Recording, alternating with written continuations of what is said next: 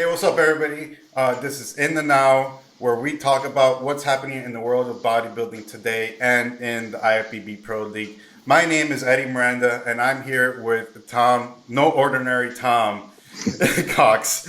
What's up, Tom? How's everything, man?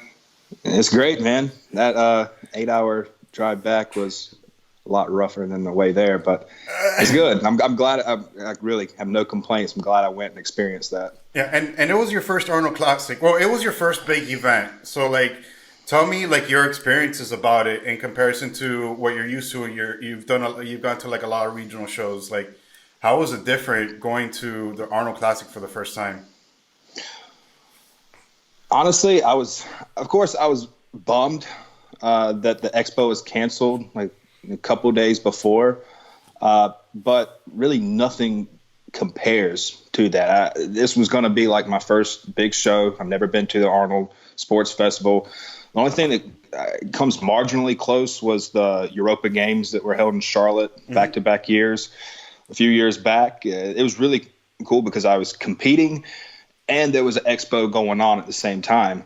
But, of course, not at the caliber that you would expect from the Arnold or FIBO or any big fitness expo like that. But just seeing these guys in person, having the media passes with Pro League News, being backstage, seeing these guys I've been looking up to for years, it was incredible. I mentioned I didn't get that many pictures because I was just so, You're starstruck. You're starstruck a little bit. Really. And I didn't want to make a fool of myself. But no, it really was an awesome show, awesome production. And I'm definitely going to be back. Yeah, and it really sucked because we really didn't even know if we were going to be there. I mean, the whole news hit on Tuesday. Everybody was going crazy. A lot of the media was like, okay, hey, we're going to be there. We're going to be covering it. By Wednesday, even though I was still covering what was going on over there, we really didn't even know, if we even had a presence there. It was until Wednesday night that I found out, yeah, we could go, and hopped on a plane on Thursday and head over there. It was a totally different vibe, man. Than Arnold's before, just on the fact of like that all hanging over. I just felt it wasn't any due diligence for the actual athletes itself, because again, like, the women's physique, the figure, the fitness girls, and the classic, they usually compete at the expo on Friday, and they have a crowd. They didn't have a crowd for prejudging, and they barely had a crowd on Friday night.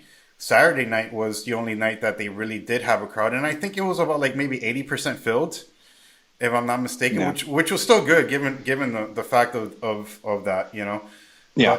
But it just, man, it just was not the same, man. It was not. Yeah, I've really felt it for the athletes. Of course, we're discouraged because, we're going to miss out on what's going on and being in that atmosphere and having those booths set up. But being an athlete that's just like, this is seen as the second biggest show of the year, the season kickoff show at the Arnold. You would think, like, preparing for this, they expect that crowd presence to be there, even with prejudging. Yeah. And it was, for lack of better words, just a lackluster kind of setting for you're going out there, you're putting on everything that you've been prepping for weeks and weeks to up to that moment, and then just crickets in the audience just being judged. No. So it sucked, but I'm glad that the athletes, even the amateurs, were able to still perform. No, I mean, despite the fact that it was still a great showing from a lot of the athletes, I would kind of probably think that it did affect some of the athletes because, we did expect some athletes to perform better, but I'm not saying that that's the whole reason for it. One of them is being, Big Ramy coming in third for bodybuilding. He was projected to win. Everybody was projecting him to win. And Dexter beat him, and of course William Bonac beat him. A lot of people are saying that maybe the size was like into effect with that that's probably why he didn't place as well. He is the bigger guy. Maybe his conditioning wasn't as good because he is so big. but again, he was projected to win it, and that was kind of like almost like kind of a letdown. You know what I mean? Yeah, yeah. I know a lot of people were anticipating him to really shock the world, taking a full year off. I think that's still the best move he can make after his last Olympia placing and not qualifying for the Olympia last year. I don't think that was intentional. However, it did do him justice to take some time off, regroup, and figure out a game plan to come in much better, which I believe he did. I will say, from what I saw in person, and everybody says with the pictures and videos and cameras that we had today, it doesn't do justice. Let's see it in person. It doesn't. And I completely, fully agree with that. Understand it now that I've seen it with my own eyes. I will say that that's the best Ramy that we've seen to date. Yeah. Prejudging, he kind of faded pretty quickly. Yeah. Whether that was him carving up too much, I don't know. Stress. I think a lot of the competitors were probably suffering from stress and anxiety because of everything that was going on. They're not knowing if they're going to even be able to compete at all. Yeah. But that besides the point, he just historically has been off the mark. He came in looking much sharper and crisp in the evening show, but it wasn't enough to move him up any more places.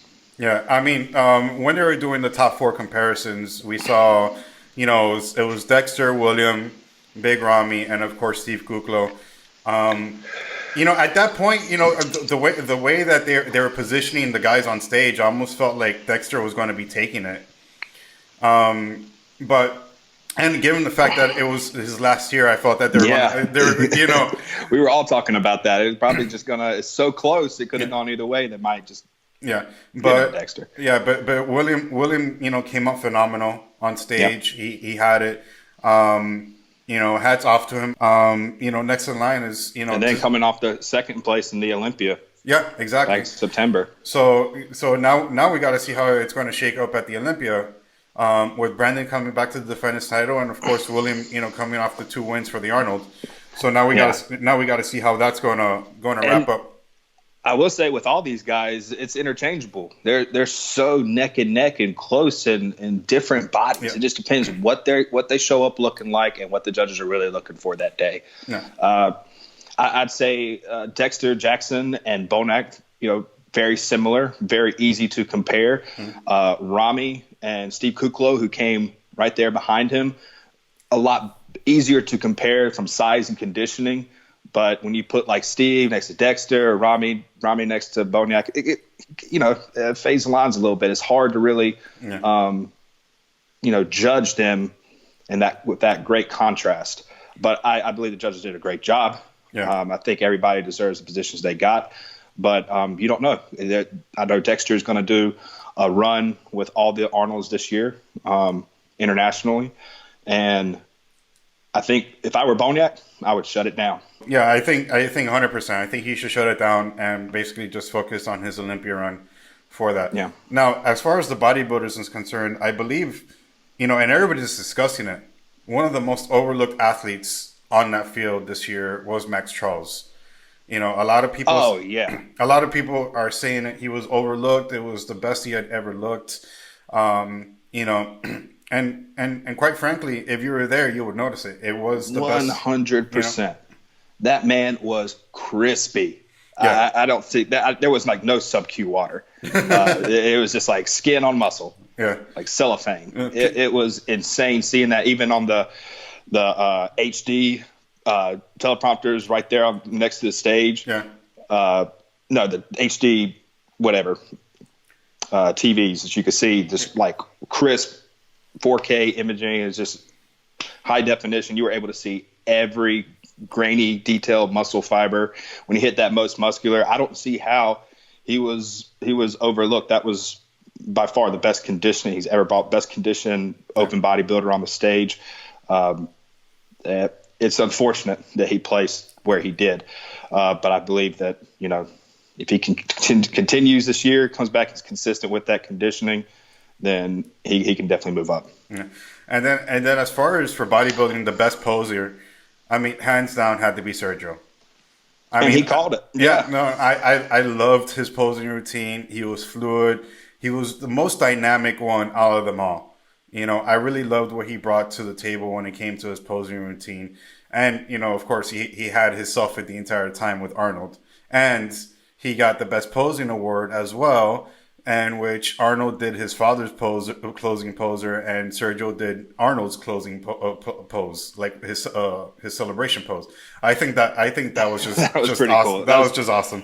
Historic moment, and it was pretty neat that Arnold interviewed him in that moment. It was very emotional. Yeah. You can tell Arnold never gets emotional. Yeah. But as you know, like he and Sergio have a history to where they didn't really like each other when they competed. They were very neck and neck, and Arnold was just chasing that Olympian, and when he got it, he wasn't going to let it go. Well, you got to remember, Sergio Olivia is the second Mr. Olympia ever. So of course he was always on Arnold's heels when it came to that. So yeah, there was some camaraderie there, but that history doesn't shy away from the fact that like how memorable that moment was, and respecting his father in all aspects of the sport and everything like that. The fact that it was 50 years later after they shared that same stage, pretty much, it was incredible. Yeah. But I have to give hats off to everyone, not just the open bodybuilding division, the women's division, the performances, the posing. I feel like everybody this year stepped up their posing game to a massive degree from what we've seen in the past. Yeah, and talking about like the next posers, like the next big time posers, Classic Physique was really an out of hand division this year. I think it was one of the best showings out of everybody there. Of course, I called it. Alex Carbonero won the show. You did. And then Terrence Ruffin did an amazing job with his posing routine. Some people actually are arguably saying that it's not his best routine, but I think he had one of the best routines. We even sidebarred him. Remember that? Like we caught him afterwards, and people were comparing him to Lee Labrada. And Muhammad Makaway. As far as his posing is concerned, he was taking that as a huge what's the word I'm looking for here? A huge acknowledgement, about what he's done and how he's doing it in this era. Again, posing, it's an art form. It really, really is a huge art form, and you could have the best physique in the world, but if you don't know how to pose and how to display your physique, then there's no point in it. And posing really sets you apart, and I think Terrence really does that when it comes to his posing routines.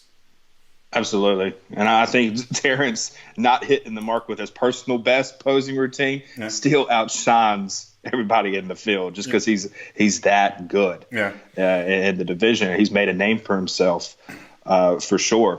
He's got people that I know personally that he's worked with in the amateur division, the NPC. He's very passionate about what he does. He works very closely with a lot of his clients. He has open bodybuilders reaching out to him. He has women's physique reaching out to him, helping them to create their posing routines. So he has already pretty much solidified himself as the best poser of our era, of this era, of our generation. And I'm excited. He's still very young. I think a lot of people forget that how young Ruffin really is and how much potential he still has. He's only like 22, 23 years old. I mean, when I interviewed him, I'm like, "Oh, tell me about your history." I was like, "Dude, I'm like 23. I've only been in this for like 3 or 4 years." So it's like, dude, there's not much history that I could go back to except for high school.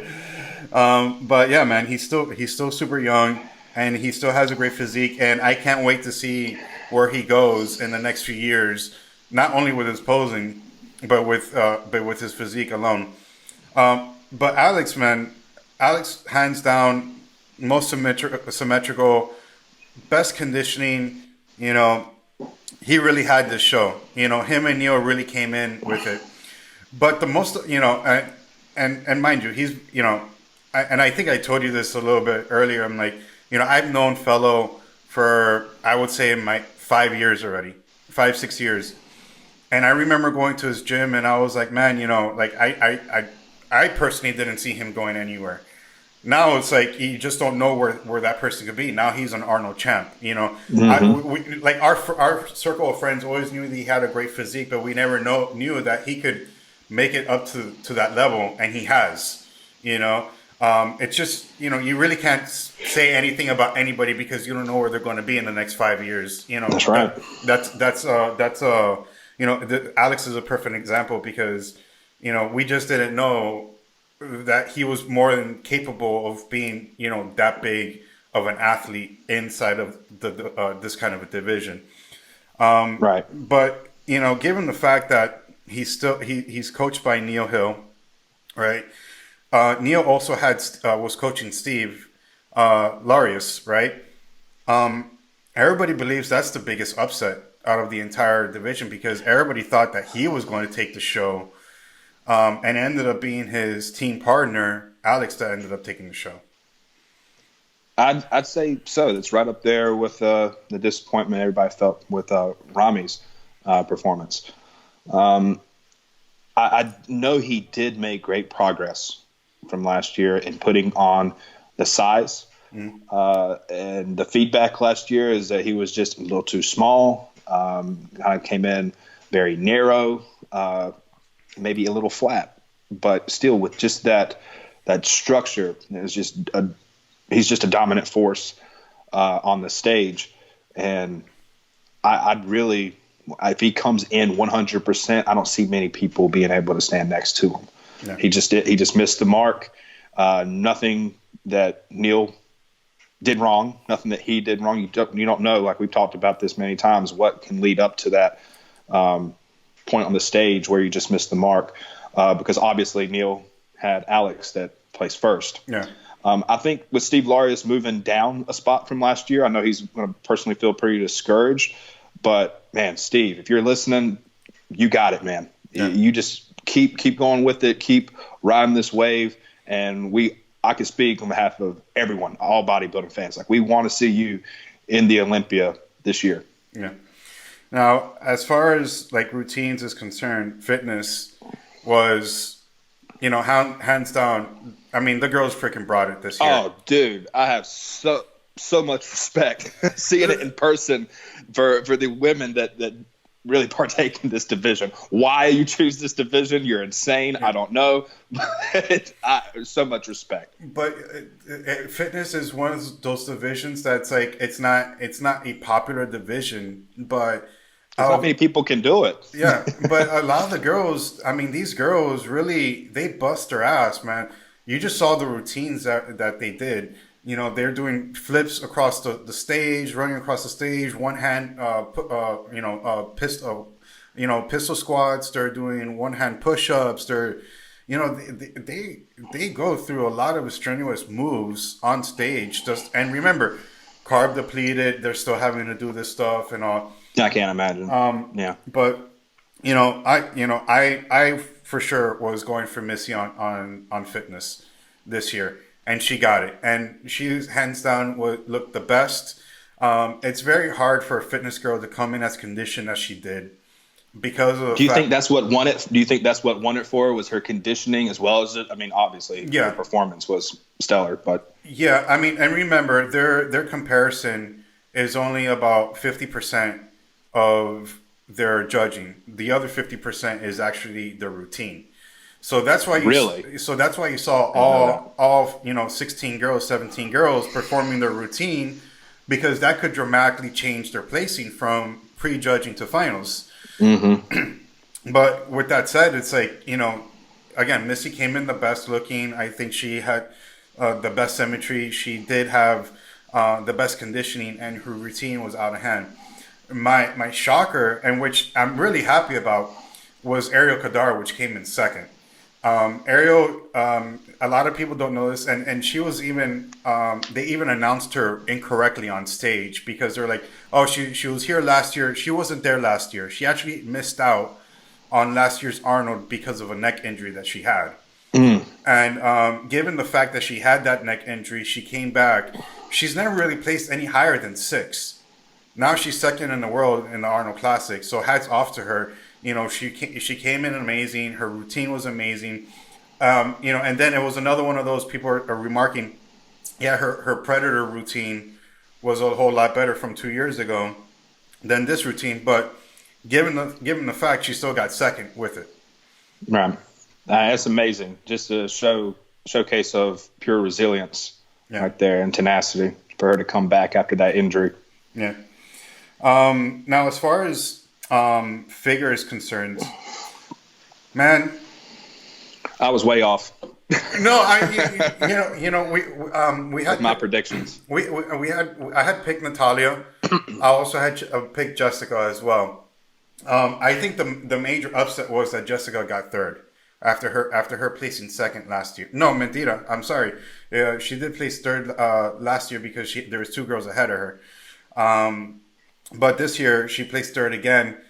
She was definitely the front runner going into the show too. She was, yeah. but and I told her sidebarred, I'm like, you were just a little bit too big in comparison to all the other girls. Like her shoulders were like way bigger than like a lot of the other girls that were there. And I think that's probably what kind of like hurt her a little bit.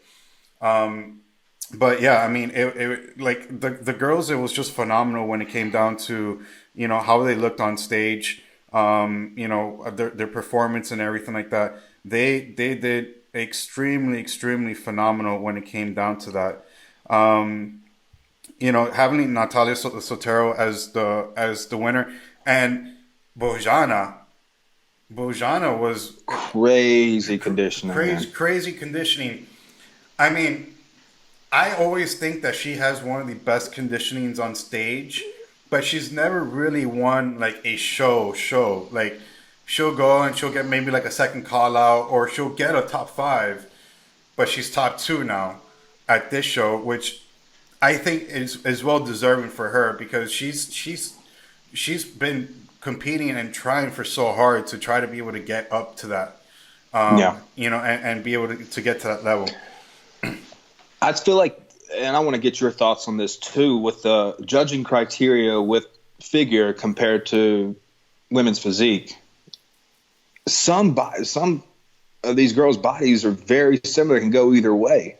Do you think that with Bojana, do you think she was maybe too hard for figure? And that's maybe why she was docked?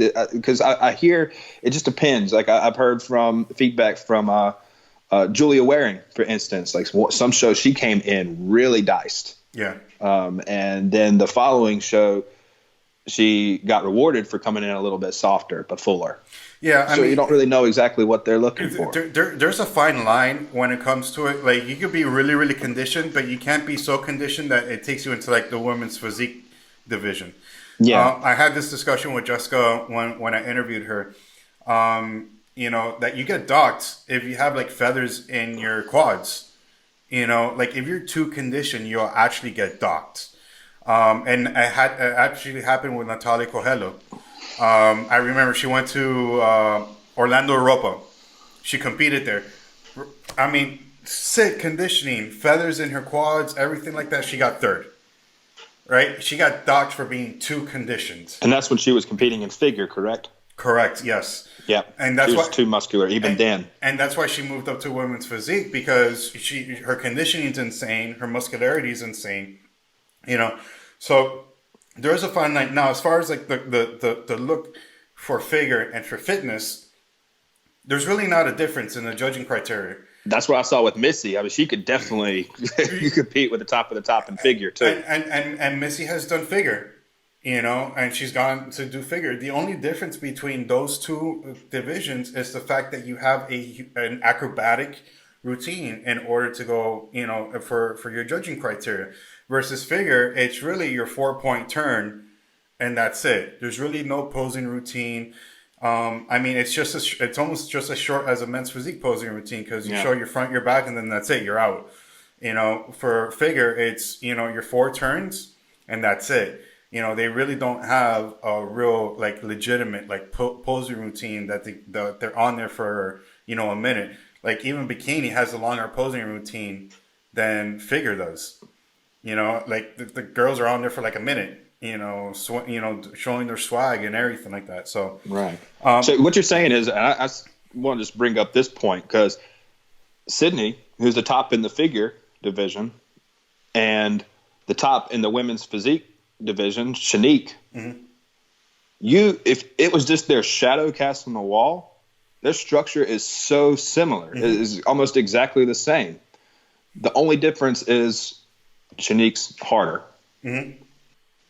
Yeah, Shanique's way harder, has more conditioning. She would have necessarily a little bit more muscle mass, but you got to remember women's bodybuilding is out, so it's like those girls are even way bigger, have to be more conditioned. You know, so it's just a matter of size and conditioning levels go up the scale depending on the division, and it's the same thing between men's physique, classic physique, and bodybuilding. You know, just at the bigger the division, the higher the division, the bigger the mass and the more conditioning.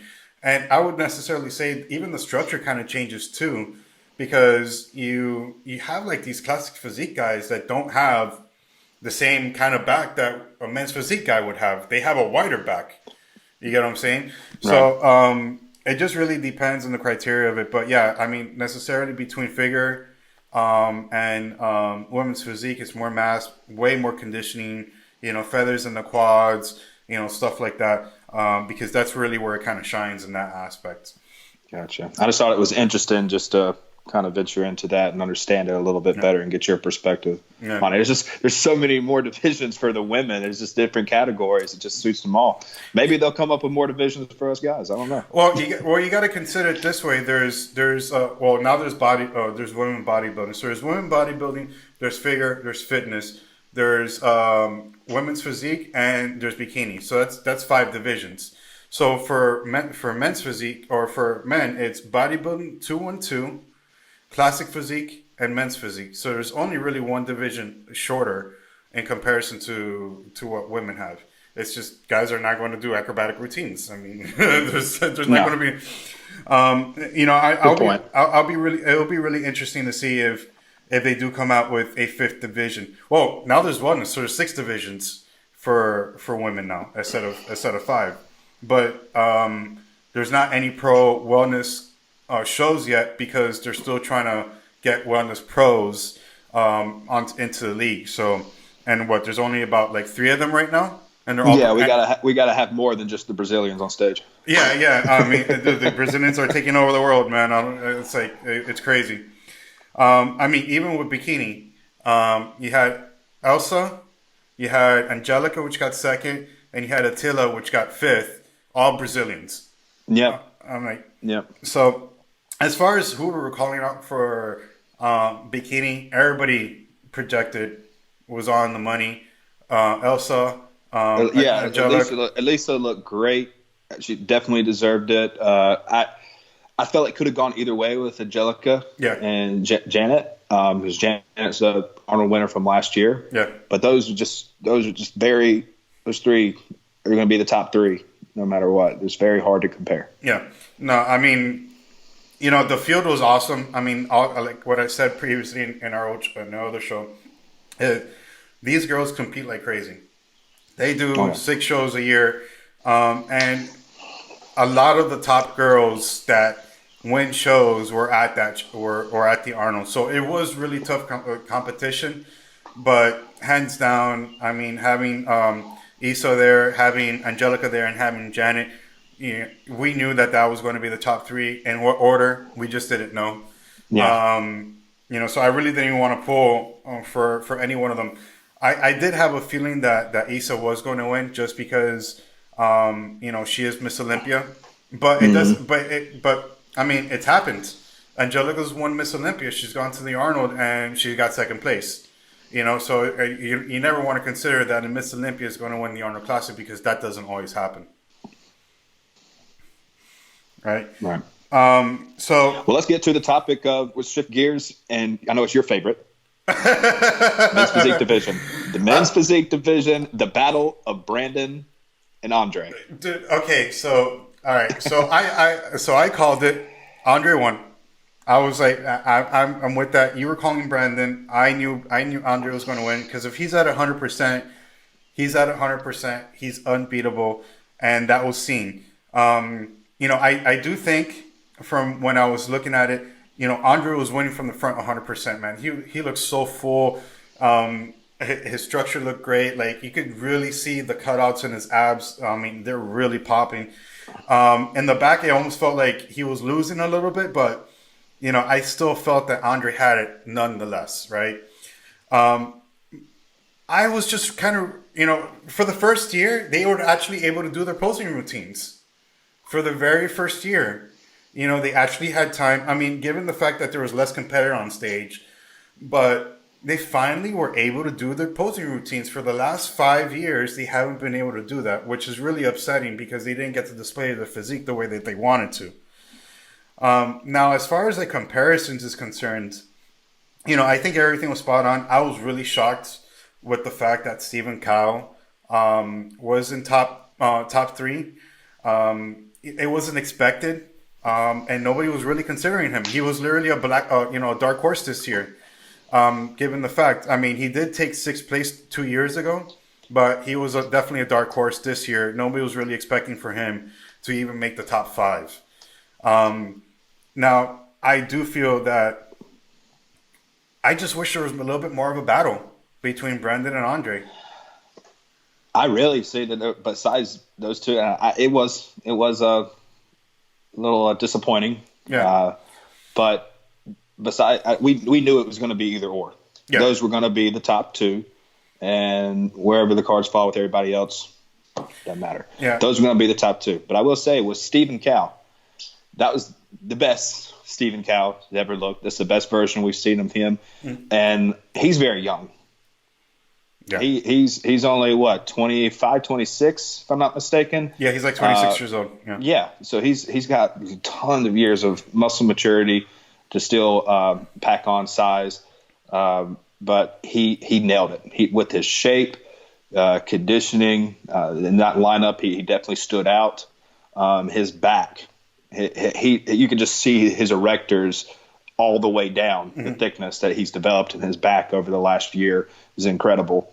I'd say arguably he had one of the best backs on the stage. Yeah. From what I saw. Yeah. Andre put a lot for the first time that I've seen, and I saw a post earlier today where he was showing that Omar, his coach, posted back to back 3 years. What he's looked like. Yeah. He put on a lot of size. He's been Mr. Consistent. Come in every year. His condition, his symmetry is the best in the game. But this year, I actually saw there was a little bit added muscle. Yeah. That's the first time I've seen him because he just came back looking about the same. He's always been one of the more fullest looking guys on stage with that 3D look. Yeah. His abs are always pretty, popping. But he put on some size this last year. I think he adjusted his back posing, and that's maybe why it looked a little off. Yeah. What do you think? Yeah, I mean, honestly, he always has a little bit of an issue showing his back on stage. You see him, he flinches. Like you see him, like you move his arm a little bit and flinching to try to get his lat out. But for some reason, he always has that kind of complication when it comes to stage, trying to show his back. But I don't think it really affected him as much as you would think that he did. Now, I would try to take this into consideration. You got to remember, majority of these guys are with Dark Sport. Andre was the only one that's like, look, I'm really serious about this. I know all you guys are flying to Hawaii. You guys are all doing a big photo shoot and video shoot for the new line that's coming out. Yep. But he went to California a week before all those events in Hawaii happened. When Hawaii was happening, everybody was 2 weeks out. George Brown was 2 weeks out. Kaiki was 2 weeks out. Kaiki opted not to go either, though, right? No, Kaiki was there. He was there? Okay. Kaiki was there. George Brown was there. Ooh. And Andre was the only one that was like, no, I'm just going to go the week before when I'm 3 weeks out, do my photo shoot on my own, and then fly back home and not have to risk, because he was dead on to trying to win the show. I personally feel that probably affected George and Kaiki. I feel that they probably could have had a better placing if they didn't go on such an strenuous trip right before they had to hit the Arnold Classic. Because, I mean, you and I know we travel to somewhere. You hold water, especially when you had to take as many connecting flights as they had to. They had to take at least 2 connecting flights to get to Hawaii. It's just extra unnecessary stress. Yeah. I felt that probably could have hurt them. Especially Kaiki. I feel like Kaiki could have actually placed better. Conditioning is off from the back, I noticed. Yeah, so I think that probably had to affect both of those guys. Again, it's those choices. And, it's just that fine line. That's right. They have to make the serious choices. Yeah. Like, those big contracts, those year-long, 12-month, 6-figure contracts are not there anymore. Yeah. So they found a way to compensate that with dark sport. Yeah. Really advertising their brand, being ambassadors for their brand, and it's really neat that they do have that kind of brotherhood bond where they travel and support each other. I think it was because of Old Boy, his wedding coming up, if I'm not mistaken. Yeah. He's a Hawaiian native, so it's really neat that they do have that kind of. To connect with each of their athletes, something special, and they come out with a new fitness apparel line, really showcasing what that athlete's about. So I can understand, from a business perspective, why they would make that decision, of course. But for this big of a show, you got to make that decision. I think Andre made the best decision for himself, and knowing he needed this three-peat, and he needed this momentum to go into the rest of the season. No, and mind you, 4 of the 5 are from dark sport. 3 of them went on the Hawaii trip. Brandon, Kaiki, and George Brown. Yeah. Andre was the only one that didn't go on that trip and went to California. Did it make a huge difference on Brandon? I don't know. Maybe the only difference you would be able to find out is if he did stay home and did concentrate on his prep. What if he have overtaken Andre? More than likely. I mean, they were right there, Could have it affected him? Probably, But, it's just those choices that you make while you're in your prep that, makes the difference of what's going to happen on stage. Right. So I believe that is everything. I mean, is there anything else that you want to discuss about the actual Arnold itself? I forgot about this one. So we're going to go back into the bodybuilding, guys, just for a quick moment, because there's actually 2 things in that we want to discuss really quick before we wrap up the show. Oh, yes, we got to. Okay, so one is I felt Patrick Moore was so overly hyped. Was extremely overly hyped for the outcome that happened. Maybe that's the number 1 upset. That could be the number for a lot of people. I mean, again, like he came out on every news medium. We even tried to get him for interview as well, but he was like on literally every single news medium. He was so busy. Yeah. Yeah, he was so busy doing all that stuff that, man, it was just like a downer. Like, he wasn't in first call out. He was barely in second. Even when he was a second, he was like pushed all the way to the end. It was just not a good look for him. I think he's going to get a lot of kickback for that, for being so over publicized, and then getting the placing that he got at the show. Oh, he's aware of it too, especially with the beef he had with Sergio just a couple weeks out going into it. Yeah. And I'm not saying he was going about it wrong, or he wasn't cocky. After, your first Olympian, you placed top 10 and you were the talk everywhere over all social media platforms and the top fitness YouTubers. Everybody is, gassing you up. So it's inevitable. You're going to feel some type of way. You're going to feel that you have to live up to that. And he could have even arguably placed even better at the Olympia, that he was overlooked. Yeah. But nobody I'll still say it. Nobody could match him on that waist size, that vacuum on stage. But seeing it in person, and if his condition isn't 100%, he's going to be outsized. Yeah. And his legs are way far behind. Yeah. If you just don't see that deep conditioning. He has one of the best coaches in the game, someone who I highly respect, Chris Aceto, is working with him. I think he's got everyone around him that he needs to be successful. He just got on board with Yamamoto Nutrition, so he's leaving Labrada, but he's still on great terms with Lee Labrada, one of the best posers of all time. He was classic before classic. Mm-hmm. So he has all the tools he needs to be successful, but he's not in his 20s anymore.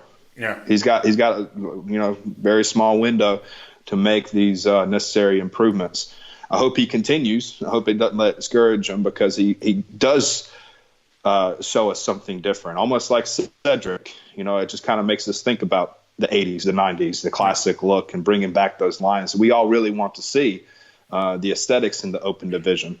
But yeah, he definitely needs to make some improvements. Yeah. And then one of the biggest surprises that we got, it was actually 2 days before the Arnold Classic itself, was that Chad Nicoles was Big Ramy's coach. Oh yeah. So that's really surprising, because if you guys haven't been noticing, in the past few weeks, Chad's been under a lot of scrutiny. Given that he was just on Valuetainment, Shawn Ray called him out on an interview, about how he coaches his athletes, that a lot of the athletes have kidney problems or have had a lot of health issues after they were done with him. He went on there and rebutted the entire situation. He's been on Generation Iron talking about, how he preps people and his history and everything like that. So he's been under a lot of scrutiny. A lot of people have been looking upon him for what's going on, and the fact that he was coaching Big Ramy underneath the, in the back with nobody knowing, it came as a real shocker to everybody, And I was expecting, because of that Ramy would have been, a different beast on stage with that. That's his forte. He's all about the mass monsters. Yeah. We had Nasser, Ronnie. Who else? Just massive bodybuilders that's his thing. He had Flex Wheeler. He had a lot of the great competitors out there, and and Chad Nicoles has stated himself, his competitors look different than anybody else on stage. He brought a whole new look to the stage, but again, it's arguably with repercussions, Again, a lot of his athletes end up having health issues after they competed with him a lot. Now, whether it's just, a coincidence, or it's an actual truth that, they do have those health conditions because of how he coached them, it's yet to say. Yeah. But, it was a big shock. He's kind of been under the radar. Ever since everything happened with Dallas. But I think it's, with he and Shawn Ray, that goes way back. There's a history there that I feel like a lot of us don't even know, to the extent where the bad blood is. So you got to take that with a grain of salt, I'm sure. But the guy has been involved in the industry. He promotes shows. He gives back to the sport. I think it's good that he is putting himself out there to defend himself. But I don't know. It's really going to be interesting to see if history does repeat itself. Yeah. If Ramy's going to stay with them, if he's going to jump ship and go with another coach. What do you think? I mean, Ramy has the history that he's jumped from coach to coach. He went from George Farrar to O2. He hasn't been complacent on a coach for a very long time. For instance, Phil Heath has always been with Hani. Dexter Jackson has always trained with Charles Glass in California. Things like that. Half these guys have been with Acento for years. I just feel like Ramy just, needs to be complacent on a specific coach for a while and really show the difference in that and work with that coach that he could be really comfortable with in order to try to take him to the next level. You know, maybe one of those things is that coach telling us like you have to lose a little bit of size. I know you're big Ramy, but maybe you have to lose a little bit of size. You know. And as a coach myself, I know there's a huge learning curve with everybody. Every single individual is different. And you don't know how their body is going to react to what unless you take them through an entire prep. Mm-hmm. And you take your notes and you go back to the blackboard and you make sure if there are any mistakes, you make sure that doesn't happen again. Mm-hmm. So I don't understand. I don't understand why you would hop coaches. But I can't imagine what, 12 weeks out, 16 weeks out, even if I had a full year to learn an open bodybuilder, 300 plus pounds in the off season, 350 pounds in the off season. That's a lot. Yeah. It's a lot to really take on and understand. Yeah. No, 100%, man. 100%. So basically, I think that we'll just wrap it right there.